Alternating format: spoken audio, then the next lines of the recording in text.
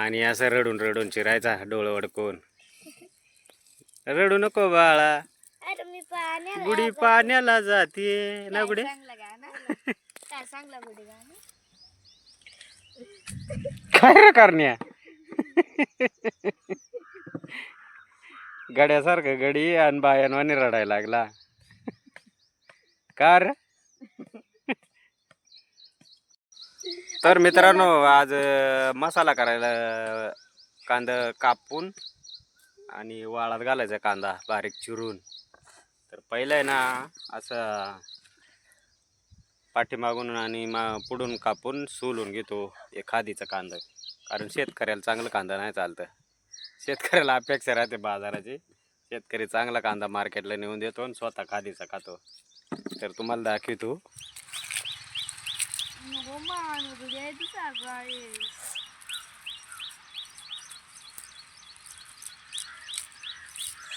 असा दोन्ही कोण मागून नाही सॉरी पुढून मागून कापून घ्यायचा. इकडं साईडला थोडा कट मारायचा आणि कट मारला काय सोलून घ्यायचा.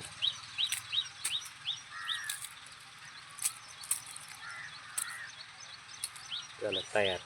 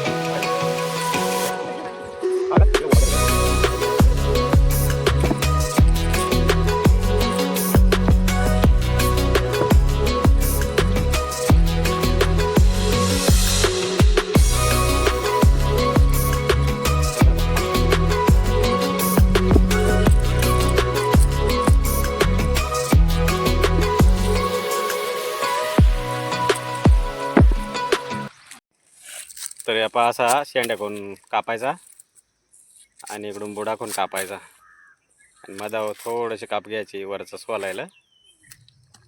असं सोलून घ्यायची. असा टकल्या कांदा करायचा. तिकडे टकले केला आणि इकडे मिया कापून टकले केला आहे पा. आणि असा चिरायचा बारीक चिरायचा. हे पा असा बारीक बारीक चिरायचा मसाल्याला आणि असं रडून रडून चिरायचा डोळं अडकून.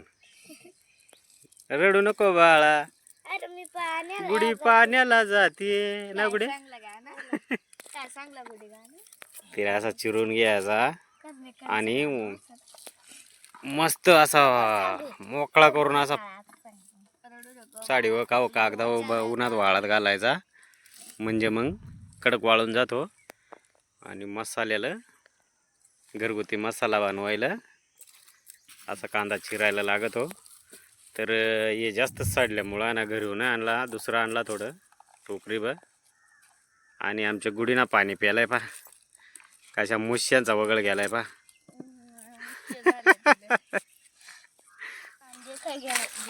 तर हे दोघं बायले कांदा कापू कापू थकला. एक टोकरी भरले त्यांनी आणि मग बरंच रडत आहे होतं. बरंच डीक खापावले टोकरी खापावले आणि इकडे बारीक चिरून टोकरी भरीत आणले.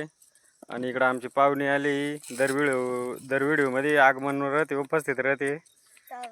हां एक टोकरी झाले कापून. मग टोकरी नाही बरं कांदा कापून झाला. एक तिकडं ते टकले कांदा घेतला. इकडं ते इकडं कागद आथरलाय. कागदावर तापात घातलाय कागद चणचणीत.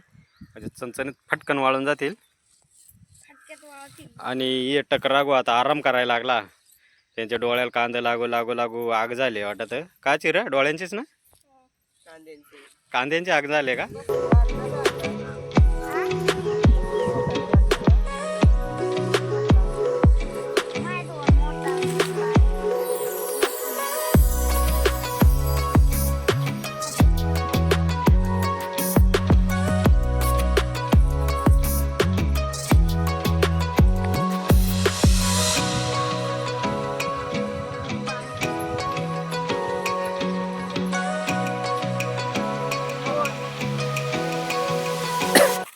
तर मित्रांनो असा एकदम पाताळ वाळात घातलाय कागद जरासा आपला खराब आहे मातीचा काकाण्याचा, त्याच्यामुळे ना डायरेक्ट कागदावर न टाकला तर साडी आतरल्यावरून साडी वाळात घातला एकदम पाताळ आणि वाऱ्यानं साडी ओढू नये म्हणून दोन्ही लाकडं टाकल्या.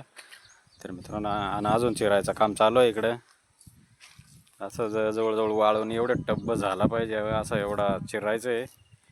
तर मित्रांनो व्हिडिओ आवडल्यास लाईक करा, सबस्क्राईब करा आणि कमेंटमध्ये कमेंट द्या आणि इतरांना पण व्हिडिओ नक्की शेअर करा.